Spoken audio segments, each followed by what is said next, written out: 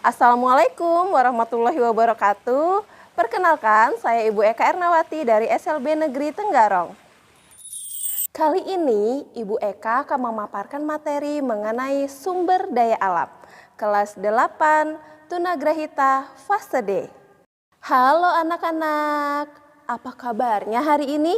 Alhamdulillah, semoga selalu sehat dan semangat ya belajarnya.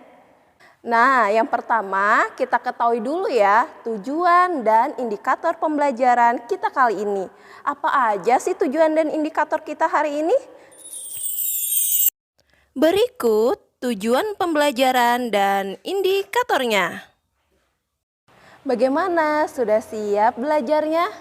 Pembelajaran kita kali ini ada 4 hal. Yang pertama, pengertian sumber daya alam. Yang kedua, macam sumber daya alam.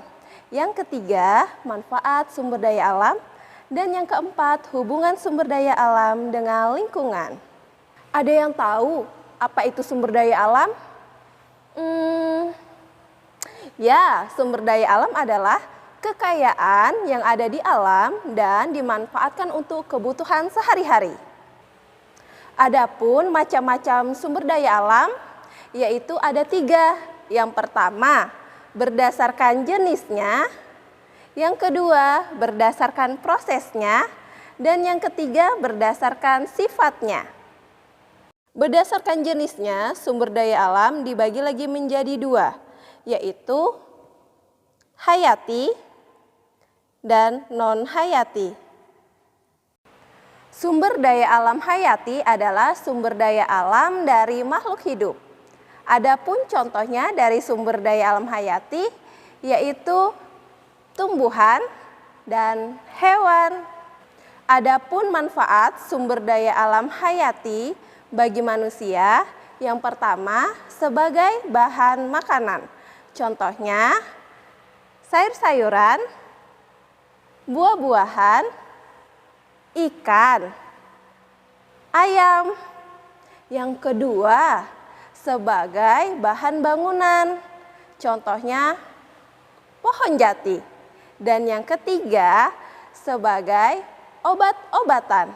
Contohnya jahe, temulawak. Sumber daya alam non-hayati adalah sumber daya alam yang bukan dari makhluk hidup. Contohnya apa aja sih? Ya, ada air, tanah, dan sinar matahari. Adapun manfaat sumber daya alam non-hayati bagi manusia. Yang pertama, air difungsikan untuk kebutuhan sehari-hari. Yang kedua, ada sinar matahari yang difungsikan sebagai penerangan. Yang ketiga, ada tanah. Ya, tanah untuk dijadikan sumber bangunan. Sumber daya alam berdasarkan prosesnya dibagi lagi menjadi 2. Yang pertama, sumber daya alam secara langsung. Dan yang kedua, sumber daya alam secara tidak langsung. Sumber daya alam secara langsung adalah sumber daya alam yang prosesnya tanpa menggunakan teknologi. Contohnya seperti sayur-sayuran dan buah-buahan yang bisa dikonsumsi secara langsung. Dan yang tidak dapat digunakan secara langsung adalah sumber daya alam yang prosesnya harus menggunakan teknologi terlebih dahulu. Contohnya apa saja sih? Ya, ada batu bara dan minyak bumi. Dan sumber daya alam berdasarkan sifatnya dibagi lagi menjadi 2, yaitu dapat diperbaharui dan tidak dapat diperbaharui. Sumber daya alam yang dapat diperbaharui adalah sumber daya alam yang bisa disediakan kembali dan biasanya tidak memerlukan waktu yang cukup lama dan bisa digunakan secara terus-menerus. Contohnya seperti air. Air mengalami siklus air. Dan selain itu contohnya hewan. Hewan mengalami perkembangbiakan. Sedangkan Sumber daya alam yang tidak dapat diperbaharui adalah sumber daya alam yang sulit untuk disediakan kembali dan biasanya memerlukan waktu yang cukup lama. Contohnya, batu bara. Biasanya batu bara harus mengalami proses pengeboran, pengolahan, dan lain sebagainya. Dan batu bara pun dimanfaatkan sebagai tenaga pembangkit listrik. Selain itu, contohnya adalah bahan bakar minyak yang biasanya digunakan sebagai bahan bakar kendaraan. Materi selanjutnya mengenai hubungan antara sumber daya alam dengan lingkungan. Jadi, kondisi lingkungan akan berpengaruh terhadap kualitas sumber daya alam. Lingkungan yang terawat akan membuat sumber daya alam berkualitas baik. Sedangkan lingkungan yang tidak terawat akan menyebabkan pencemaran di lingkungan sekitar. Contohnya seperti ini.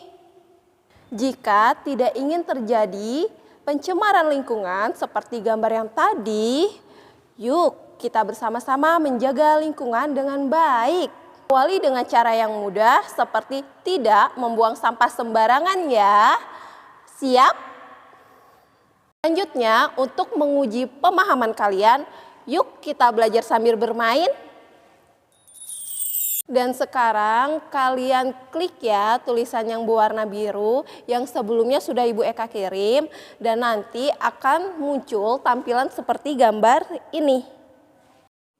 Selanjutnya silakan anak-anak mengetikkan jawaban pada tabel teka-teki silang dan jika jawaban benar maka akan muncul tanda centang berwarna hijau pada pertanyaan seperti ini.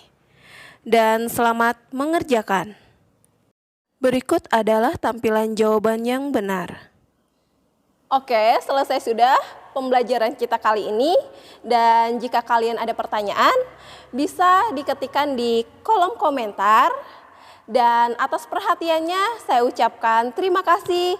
Sekian dan sampai jumpa di materi-materi berikutnya dan wassalamualaikum warahmatullahi wabarakatuh.